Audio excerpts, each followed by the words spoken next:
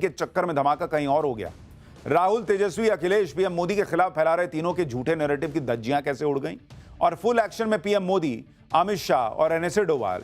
5 अगस्त यानी कल कुछ बड़ा होने वाला है क्या, जिसके बारे में सबसे पहले बताने जा रहा हूं। नरेंद्र मोदी को घेरने के लिए राहुल गांधी और इंडी गठबंधन ने कोई हद छोड़ी ही नहीं। कोई ऐसी संस्था नहीं छोड़ी जिस पर इन्होंने हमले ना किए, कोई ऐसा इंस्टीट्यूशन नहीं छोड़ा जिस पर सवाल ना उठाएं। लेकिन आज की डेट में जब ये संस्थाएं, जब ये इंस्टीट्यूशन पलटकर सवाल पूछ रहे हैं तो ये लोग तिलमिला गए। आज राहुल गांधी के मामले में यही हुआ। राहुल गांधी कहते रहे हैं कि चीन ने भारत की जमीन छीन ली, कब्जा कर ली। आज देश की सबसे बड़ी अदालत सुप्रीम कोर्ट ने पलटकर राहुल गांधी से पूछ लिया कि सबूत क्या है आपके पास कि चीन ने जमीन छीन ली है, कब्जा कर लिया है। सुप्रीम कोर्ट ने राहुल गांधी की आज ऐसी क्लास लगाई बॉस, मतलब धो डाला, और ऐसा धोया कि पूरा इकोसिस्टम तिलमिला गया।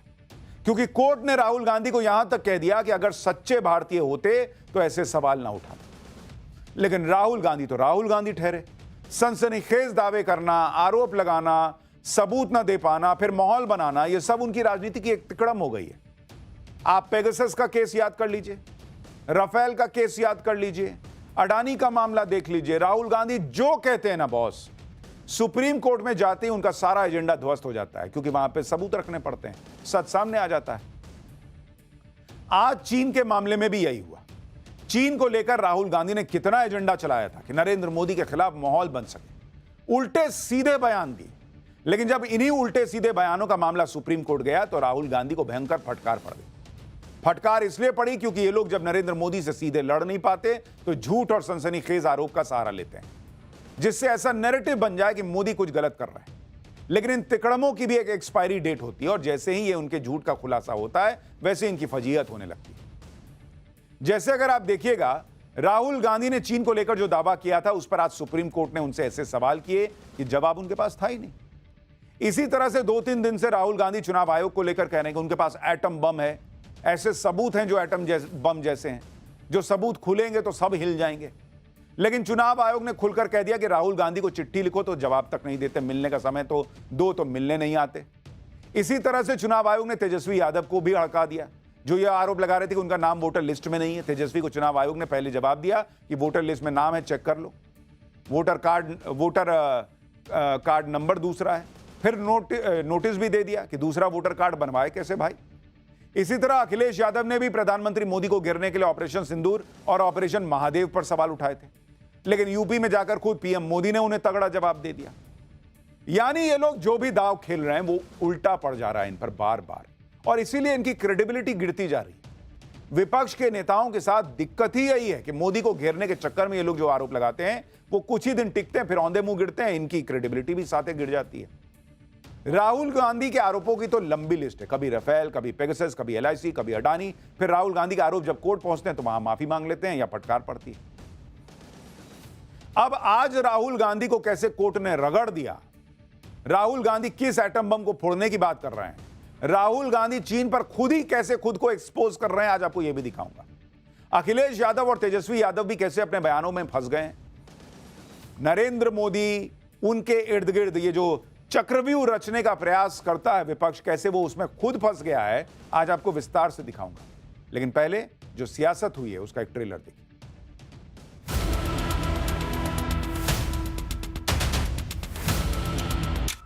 चाइना के बारे में एक सवाल नहीं पूछा जाएगा।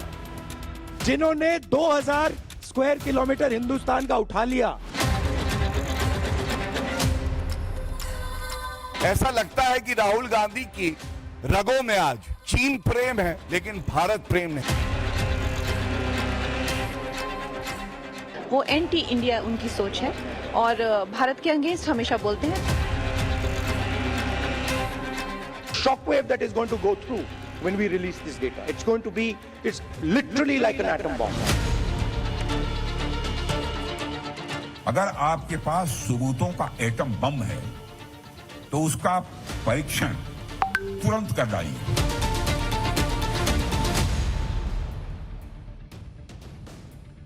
राहुल गांधी इस वक्त लोकसभा में नेता प्रतिपक्ष है। उनके लिए आज देश की सबसे बड़ी अदालत सुप्रीम कोर्ट ने कह दिया कि जो बयान उन्होंने दिए हैं ऐसा बयान कोई सच्चा भारतीय नहीं देता।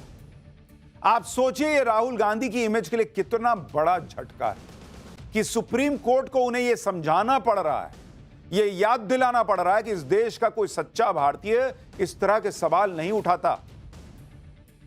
दरअसल साल 2022 में भारत जोड़ो यात्रा के दौरान राहुल गांधी ने चीन को लेकर बड़ा दावा ठोक दिया था और सेना के पराक्रम पर भी एक तरीके से सवाल उठा दिए, जिसे लेकर राहुल गांधी के खिलाफ मानहानि का एक मुकदमा चल रहा है।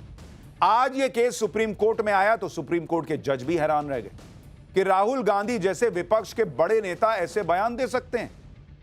पहले आप राहुल गांधी का वो बयान सुनिए जिस पर उनके खिलाफ मानहानि का केस हुआ था, फिर आपको बताता हूं कि सुप्रीम कोर्ट ने राहुल गांधी को लेकर आज क्या क्या बड़ी बातें की, कैसे उनकी क्लास लगाई, और राहुल गांधी उनके वो वीडियो भी दिखाऊंगा जो उनको खुद एक्सपोज करेंगे और उन्हीं के वीडियो हैं। पहले वो बयान सुन लीजिए। मगर चाइना के बारे में एक सवाल नहीं पूछा जाएगा। जिन्होंने 2000 स्क्वायर किलोमीटर हिंदुस्तान का उठा लिया, जिन्होंने हिंदुस्तान के 20 जवानों को शहीद किया, जो हमारे जवानों को अरुणाचल प्रदेश में पीट रहे हैं, मैंने कहा हिंदुस्तान की प्रेस मुझसे इनके बारे में एक सवाल नहीं पूछेगी। सच था। अब राहुल गांधी की भाषा सुनिए। कह रहे हैं कि चीन भारत के जवानों को पीट रहा है बॉस, हमारे जवानों को पीट रहा है।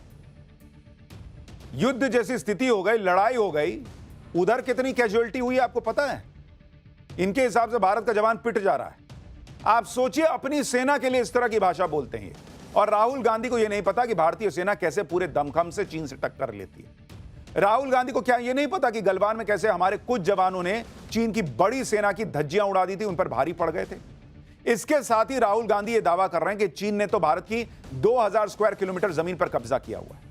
अब यह वो आरोप है जो राहुल गांधी बरसों से लगा रहे हैं। कई इलेक्शन में राहुल गांधी ने नरेंद्र मोदी की इमेज को बिगाड़ने के लिए ऐसे आरोपों का इस्तेमाल भी किया, लेकिन आज जब मामला सुप्रीम कोर्ट में पहुंचा तो राहुल गांधी फंस गए, क्योंकि कोर्ट में तो आपको जवाब देना होगा कि भाई सबूत दिखाइए। मीडिया के सवालों से तो आप भाग सकते हैं, कहने को तो ये प्रेस कॉन्फ्रेंस करते हैं, लेकिन प्रेस कॉन्फ्रेंस में इनसे एक सवाल पूछ लीजिए पलट के तो कहेंगे तुम बीजेपी वाले हो जी, बीजेपी का एजेंडा चला रहे हो। तो प्रेस कॉन्फ्रेंस क्या करते हैं? अपना गाना गाने के लिए कि जो मैं बोलूंगा भाई सुनो और वो निकल लो। लेकिन कोर्ट में तो ये चलता नहीं, सवालों से आप भाग नहीं सकते। सुनवाई के दौरान सुप्रीम कोर्ट ने पूछ लिया कि आपको कैसे पता चला बॉस कि चीन ने हमारी 2000 वर्ग किलोमीटर जमीन पर कब्जा किया हुआ है? कोर्ट ने पूछा कि क्या आप वहां पर थे, क्या आपने देख लिया कि कब्जा हुआ है, क्या आपके पास इसे साबित करने के लिए कोई पुख्ता दस्तावेज है? सुप्रीम कोर्ट ने कहा कि जब सीमा पर कोई विवाद हो तो क्या यह सब कहना जरूरी है? आप संसद में भी तो इसको लेकर सवाल पूछ सकते हैं, सोशल मीडिया पे कह रहे हैं। यानी सुप्रीम कोर्ट ने राहुल गांधी से उनके दावों का सबूत मांगकर ऑलमोस्ट वो फंस गए। भाई अगर सबूत है आपके पास जिसके दावे पर आप कह रहे हैं कि 2000 स्क्वायर किलोमीटर जमीन चीन ने कब्जा रखी है, तो दिखाते ना आज कोर्ट में। राहुल गांधी के खिलाफ सुप्रीम कोर्ट की इस बड़ी टिप्पणी के बाद बीजेपी ने भी राहुल गांधी को घेर लिया। सुनिए बीजेपी प्रवक्ता गौरव भाटिया ने क्या कहा है, फिर आपको बताता हूं कि सुप्रीम कोर्ट में और क्या क्या बातें राहुल गांधी को लेकर कहेंगे। ये कहना गलत नहीं होगा, ऐसा लगता है कि राहुल गांधी की रगों में आज चीन प्रेम है, पाकिस्तान प्रेम है, लेकिन भारत प्रेम नहीं। अगर आप सच्चे भारतीय हैं तो आप ऐसा कभी नहीं कहेंगे। यह सवाल हम पूछते हैं। देखिए, संवैधानिक संस्था सर्वोच्च न्यायालय राहुल गांधी की भारतीयता पे इतना गंभीर कमेंट करता है, हर देशवासी आहत है। एक भारतीय अपनी सेना के लिए जो पूरे विश्व में सबसे वीर है, कैसे कह सकता है कि वो चीनी सेना से पिट रही है? सुप्रीम कोर्ट की आज की टिप्पणी राहुल गांधी के राजनीतिक करियर के लिए एक बड़ा डेंट है, क्योंकि चीन का मुद्दा ऐसा है जिसे राहुल गांधी सालों से पकड़े हुए। वो बार बार इस मुद्दे पर मोदी सरकार को घेरते हैं, लेकिन अब फ्यूचर में जब भी राहुल गांधी चीन को लेकर ऐसा कोई सनसनीखेज आरोप लगाएंगे तो उनके आरोपों की वैल्यू ही नहीं रहेगी। वैसे भी अभी कोई ज्यादा नहीं थी, ऐसा नहीं कि पब्लिक भरोसा कर ली थी कि राहुल गांधी कह रहे हैं तो चीन ने जमीन कब्जा ली, लेकिन अब और वैल्यू घट जाएगी। शायद उनके आरोपों को बहुत गंभीरता से कोई ले भी ना पाए, क्योंकि अब तो सीधे सीधे सुप्रीम कोर्ट ने राहुल गांधी की पॉलिटिकल स्टंट को धुआं धुआं कर दिया। सुप्रीम कोर्ट में और क्या हुआ आपको जानना चाहिए। राहुल गांधी के बयान पर नाराजगी जताते हुए सुप्रीम कोर्ट ने कहा कि अगर आप सच्चे भारतीय होते तो आप ये सब नहीं कहते। कोई सच्चा भारतीय ऐसी बात नहीं कहेगा, ये कोर्ट ने कहा। इस पर राहुल गांधी का पक्ष रखने वाले वरिष्ठ वकील अभिषेक मनु सिंघवी ने कहा कि यह भी संभव है कि एक सच्चा भारतीय कहे कि हमारे 20 जवानों को पीटा गया, मारा गया और यह बहुत गंभीर विषय। इस पर सुप्रीम कोर्ट ने पूछा कि जब बॉर्डर पर तनाव हो तो दोनों साइड से नुकसान होना क्या कोई अप्रत्याशित बात है क्या? यही बात ऑपरेशन सिंदूर के वक्त भी कही गई ना कि युद्ध हो रहा है, क्या भारत का नुकसान नहीं हो सकता, सिर्फ पाकिस्तान का होगा। लेकिन राहुल गांधी को जानना था कि कितने रफेल गिरे, ये बताइए। कोर्ट याद दिला रहा है भाई कि अगर इस तरह से लड़ाई झगड़ा होगा तो क्या एक ही साइड में हमेशा डैमेज होगा। अभिषेक मनु सिंघवी ने कहा कि राहुल गांधी सिर्फ अपना पॉइंट रख रहे थे, जो सूचना दबाई जा रही है उसके प्रति अपनी चिंता जता रहे हैं। सिंघवी ने कहा कि अगर नेता विपक्ष कोई मुद्दा नहीं उठा पाएंगे तो फिर यह बहुत दुर्भाग्यपूर्ण स्थिति हो जाएगी। अगर वो प्रेस में छपी बातों को नहीं कह सकते तो फिर उनके नेता प्रतिपक्ष होने का क्या मतलब। इस पर सुप्रीम कोर्ट की तरफ से कहा गया कि लेकिन ऐसे मामलों को उठाने के लिए एक निर्धारित फोरम है। आपको जो कहना है वो आप संसद में क्यों नहीं कहते? आपको यह सब सोशल मीडिया पोस्ट में ही क्यों कहना है?